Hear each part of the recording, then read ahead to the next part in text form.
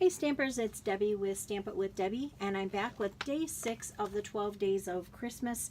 And today I have not a treat holder, but a gift holder that will hold 5 cards and 5 envelopes. This one actually will hold a few more than 5, but that's what I created it for. It was 5 cards and 5 envelopes. And I have 2 different designs. We're only going to make this one today, but I wanted to show you this one as well in case you missed it in the catalog. These are acetate card boxes, and they're available on page 193 in the annual catalog, and there are 10 boxes in each pack for $7. So I think that that's a really fun way to create a gift for someone during the holidays and put some of your nice, beautiful handmade cards inside and give them away as a gift. Everyone loves giving cards and getting cards, so it's a good way to share some of your love of making cards with people. This one I just wanted to go through real quickly. I did create a belly band just to dress this up a little bit. So I assembled the acetate card box. I put a belly band on there of 1.5 by 10, and then this piece here is 2.25 by 3.5, and I just put it on there and put a couple sprig punch pieces on there. So it's basically the same as this, except you're not making the box, it's just the belly band around it. So I'm going to put that aside and show you this one. This is made with Mango Melody. It's one of my favorite new colors. And we're going to go ahead and get started on how to create this box. And again, it will hold five cards and 5 envelopes. You will need a full sheet of Mango Melody. And I'm going to open up my arm here. We want to keep it at 11 inches, but we need to cut it down to 7.5 inches. So we need to cut just an inch off. And then we also need to score this. On the long end, we're going to score at 4 3/4. We want to make sure not to use our cutting blade. 4 3/4 and 6 1/4. And then we're going to turn it on the short edge, the 7.5 inch edge, and we're going to score at 1.5. Make sure I have that lined up there. And we're also going to score at 6.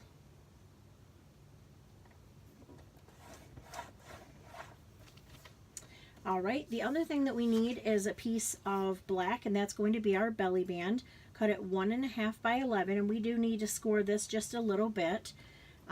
We could just pinch it around the box, but since the box is paper, it may not pinch really well. So we're going to score this at 1.5, 3, 7 5/8. That's 1 notch past the half, just in case you're not familiar with the eighths, and 9 1/8. And that's all the cutting and scoring we should need to do. So I'm going to put my cutter away. And let's go ahead and create the box first of all. We'll need a pair of paper snips and some strong adhesive. We're going to cut up on these squares here that are right in the middle. So just cut right up on those.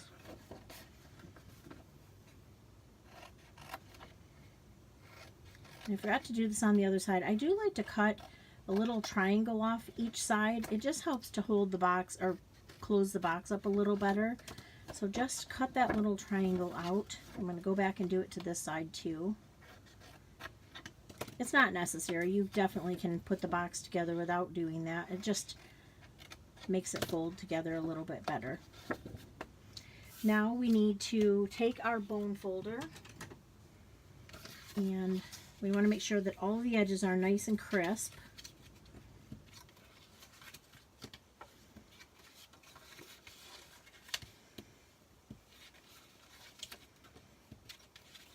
During the holidays, I like giving away handmade treats, and especially my cards, because I put so much time and love into them when I make them that I want somebody else to be able to give them away too.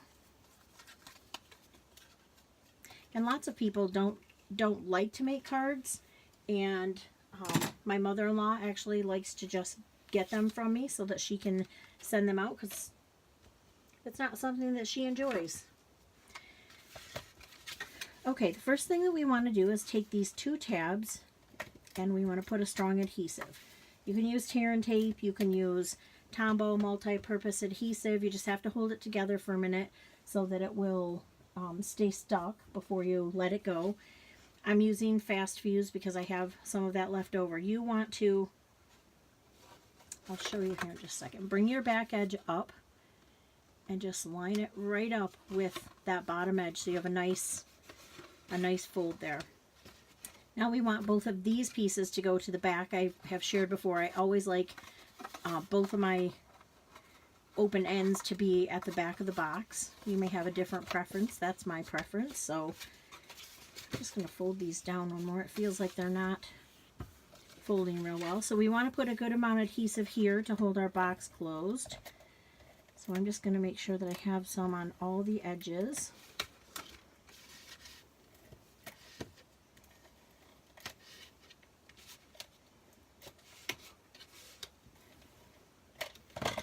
All right, and now again, we're just gonna bring that forward, and sometimes it helps if you take this other piece here and line it up with that line, and then just bring it over to the other side. We're gonna do the same thing with this one.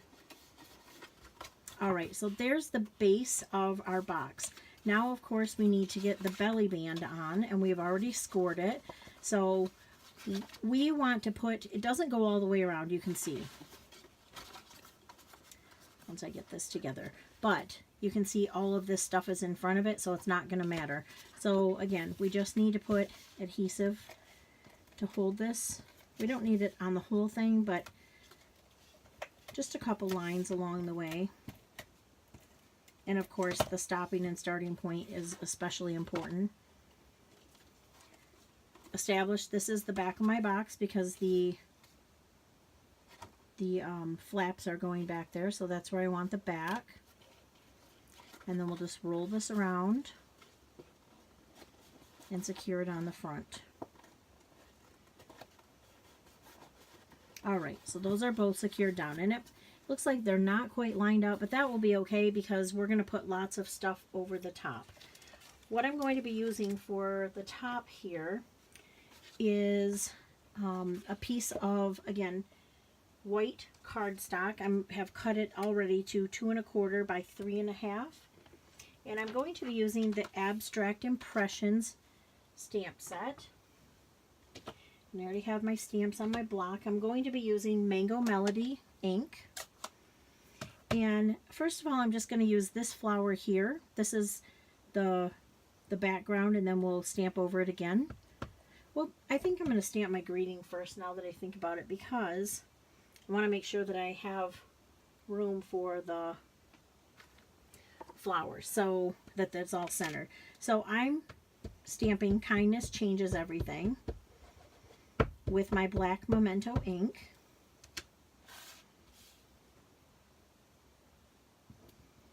I'm just going to stamp that down there and hold it for a minute, let the ink transfer. I'll move this. So we have that done. Now I'll go ahead and stamp up the background. And I want to get them kind of close together.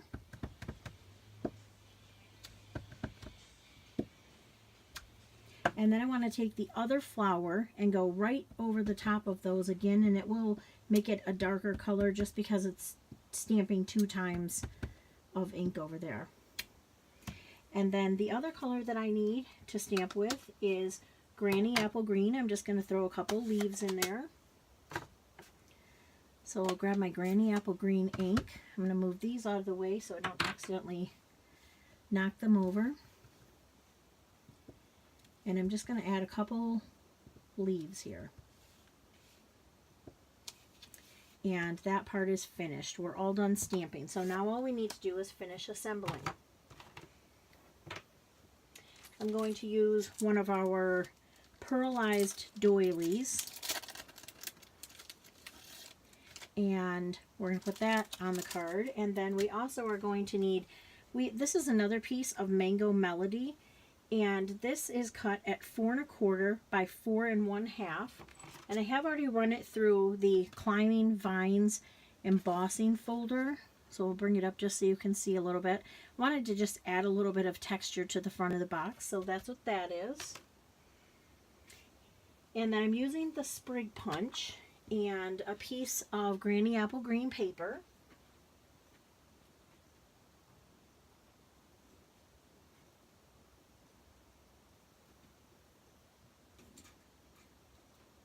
And I forgot to grab the Granny Apple, so I have to run over here and grab it real quick. Okay. And I'm just going to punch a couple of the sprigs.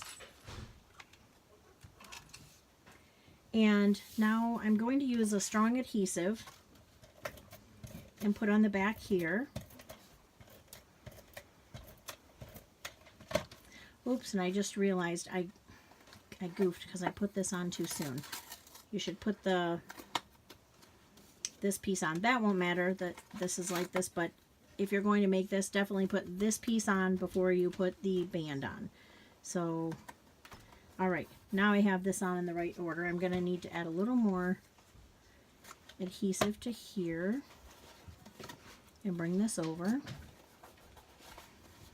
And I'm going to use some of my multi-purpose glue to put my doily down, and I'm going to use the white side. One has a silver side and one has white, so I'm going to use the white side.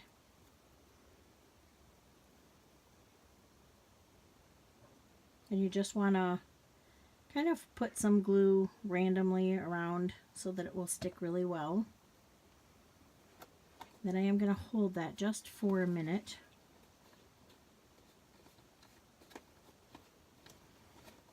Just to make sure that it is adhered on there.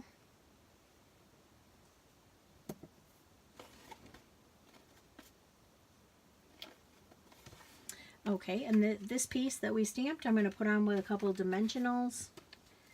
So I'll add those to the corners and one in the middle.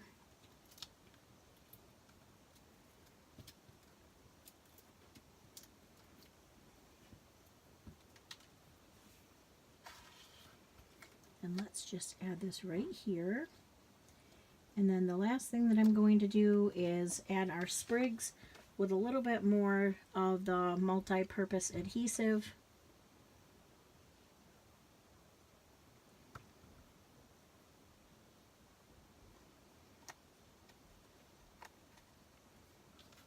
And one more on the other side and we'll be done. And you're able to tuck those in underneath there because the white piece is up on dimensionals. So now all I need to do is add your cards and your envelopes, and I've just grabbed a couple from the cards that I have on hand, and I wanted to show you how easily they fit inside. That's 5 cards with envelopes. So you can see you probably could put, you might even be able to get 10, but definitely 5 are in there. So this is the gift holder for the day. I hope that you have enjoyed this project today, and I hope that you will use it. You could wrap these in a cello bag too if you want to just dress it up a little bit more, put a tag on it, a to and from, tie it with a little cute piece of ribbon, and I know somebody will love it on your Christmas list. I hope you'll come back tomorrow for day 7 of the 12 days of Christmas, and if you want more stamping inspiration, you can visit my blog at stampitwithdebbie.blogspot.com. Thanks for stopping by, and I'll see you again tomorrow.